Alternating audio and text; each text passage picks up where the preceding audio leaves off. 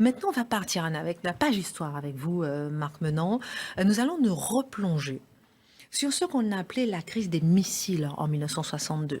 C'était, voilà, la planète sous l'effroi nucléaire, Khrouchtchev, Kennedy, qui font trembler le monde pendant 13 jours. À l'initiative de Khrouchtchev, mais qui pourrait faire valoir d'abord un débarquement raté des États-Unis à Cuba, Cuba qui avait été conquis par Castro, le début de la révolution, et le président Kennedy qui veut faire tomber Castro, il envisage même de le faire tuer. Et pardonnez-moi, donc pour vous, il y a déjà, première question, il y a un vrai parallèle avec ce qui se passe aujourd'hui. Alors vous allez voir qu'il y a vraiment un parallèle. C'est-à-dire que là, pour Khrouchtchev, alors il a ses mémoires, et il y a les mémoires de Robert Kennedy, le frère du président Kennedy. Et les deux racontent ces scènes. Alors déjà, les Américains ne se résigneront jamais à l'existence d'un Cuba castriste. Un Cuba qui serait une attraction pour tous les pays de l'Amérique latine. Il nous faut donc protéger Cuba et on rétablira ainsi ce que les Occidentaux se plaisent à appeler, imaginez, l'équilibre des forces. C'est-à-dire que c'est exactement ce que l'on vit aujourd'hui. Alors Khrouchtchev, il a ça en tête et il dit « ça m'obsède. Le jour, la nuit, je n'ai plus que ça, je n'ose même pas en parler aux camarades. Et puis, je fais un voyage en Bulgarie et l'idée me vient, il faut oser et on va placer des ogives nucléaires à Cuba. Pour ce faire, il nous faut pratiquer dans la clandestinité, que des bateaux commerciaux cheminent tranquillement, que l'information échappe aux uns et aux autres. Et une fois qu'on sera sur place, que l'on a remonté notre matériel, si on en a suffisamment qui sont érigés, eh bien, même si les États-Unis avaient la folie d'intervenir, il nous resterait au moins 1 ou 2 ogives pourquoi? Eh bien, pour l'envoyer sur New York. Ça serait désastreux, mais nous aurions montré qu'on ne peut pas venir amoindrir notre force, notre puissance, l'équilibre des forces. À une époque où en Afrique, nombre de pays cherchent à se libérer du joug de tous les colonisateurs, là où les États-Unis ne sont pas spécialement les plus intervenants, mais où la Russie défendait divers gouvernements. Et là, ils sentent qu'ils sont amoindris. Alors, il lui faut à tout prix maintenir cette place. Les bateaux cheminent, et les voilà qui, sur place, les ouvriers, le jour, la nuit, travaillent et plantent les fameux ogives. Et là, dans le cheminement des bateaux qui continue, observation des avions américains, mais que se passe-t-il? Et on vérifie qu'à Cuba, eh bien, il y a ces chantiers incroyables. Panique à la présidence. L'entourage du président le presse d'intervenir militairement. Les généraux disent il faut entrer en guerre. On ne peut pas se laisser faire. Et Kennedy se dit ce n'est pas possible. On ne peut pas jouer dans ce registre de la terreur. Et quand on reprend là les écrits de Khrouchtchev, il dit, eh bien, on allait faire peur, mais on n'est pas fou, on n'est pas suicidaire, il n'est pas question d'intervenir. S'ils le font, ce sera de leur faute. Mais a priori, c'est simplement qu'ils nous cèdent la position, car nous ne devons pas être amoindris dans ce que nous représentons. Et il est tellement dans ce théâtre du quotidien que le soir, il se rend au Bolchoï. Il dit aux camarades, il faut que le peuple soit rassuré, qu'ils aient l'impression que nous dominons la situation. Si on va au Bolchoï, eh bien, c'est que c'est pas si grave que ça. On le voit aller au Bolchoï et il raconte qu'ensuite, il passe les nuits dans son bureau, sur un divan. Il reste habillé afin d'intervenir. Et que se passe-t-il aux États-Unis? Eh bien, le président Kennedy, avec son frère Robert Kennedy, ils sont en connivence tous les deux. Ils subissent la pression et des militaires et de la presse.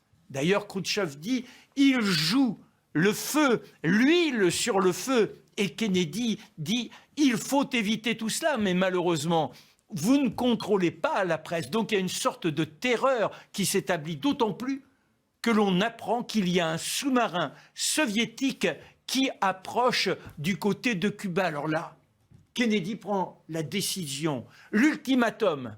Il n'est plus question qu'il y ait de bateaux qui approchent dans une zone. Et les militaires américains disent une zone de 800 km. Il doit les faire réfléchir. Si la zone est trop restreinte, eh bien, enfin trop large, à ce moment-là, vous risquez l'incident. Il nous faut l'élargir, il nous faut l'élargir. Le président Kennedy est de plus en plus affolé. Il dit « Il ne faut pas défier inutilement le camp opposé, acculer nos adversaires. » Vous voyez la résonance par rapport à ce qui se passe aujourd'hui.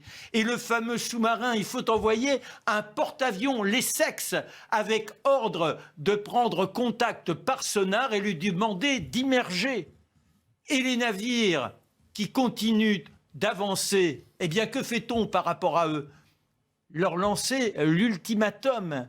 Et là, c'est quand vous lisez Robert Kennedy, il dit « Mon frère et moi n'arrivions plus à entendre notre entourage. Nous étions dans l'effroi le plus total. Le temps s'était arrêté. Mes souvenirs me revenaient, tout notre parcours, la mort de notre frère aîné, tous ces éléments et nos enfants que nous n'avions pas vus depuis 5-6 jours. Où va le monde? Où va le monde? Pourvu qu'il n'y ait pas la moindre erreur. » Il fait lancer des messages aux capitaines des bateaux, à celui du porte-avions en particulier. Surtout, mesurez bien toutes les décisions que vous aurez à prendre. La moindre faute, le moindre pic d'orgueil, et c'est le désastre, c'est l'apocalypse. Que va-t-il se passer? Ils tremblent, ils ne sont plus maîtres du jeu. Que fait Khrouchtchev? Eh bien, Khrouchtchev, de son côté, est là. Mais il sent que c'est le moment de montrer qu'il est dans une forme de conciliation. Et il écrit une très longue lettre au président Kennedy, qui arrivera à Robert Kennedy, qui est en lien direct en dehors des organismes officiels, pour être dans cette communication d'intimité avec Khrouchtchev. Khrouchtchev, qui a reçu un message de Robert Kennedy sur lequel il est écrit « Faites l'effort de comprendre le système américain. Nous ne pouvons pas tout faire. Il faut que de votre côté, vous cédiez par rapport à notre mentalité. » Vous voyez, quand je dis qu'aujourd'hui, il nous faut nous placer non pas dans un rapport de force, mais quelles sont les logiques qui animent les peuples et comment ceux qui prennent les décisions ne sont pas totalement libres non plus, car il y a ces populations à rassurer. Dernier mot. Il va plus loin que ça. Il dit, Khrouchtchev, les agissements des États-Unis, c'est du pur banditisme, les folies de l'impérialisme dégénéré. Et pour autant, il écrit cette lettre, il dit, ne tirons pas sur la corde, président, ne tirons pas chacun de notre côté, cela formerait un nœud qui serait impossible à démêler et nous serions obligés à la politique du pire. Et c'est comme ça que des deux côtés, on a le courage d'entrer dans l'arrangement qui conduit à la fin de ce tremblement terrifiant qui nous a agités pendant 13 jours. Alors, je vous demande jamais, mais quelle est la moralité pour vous qui avez étudié?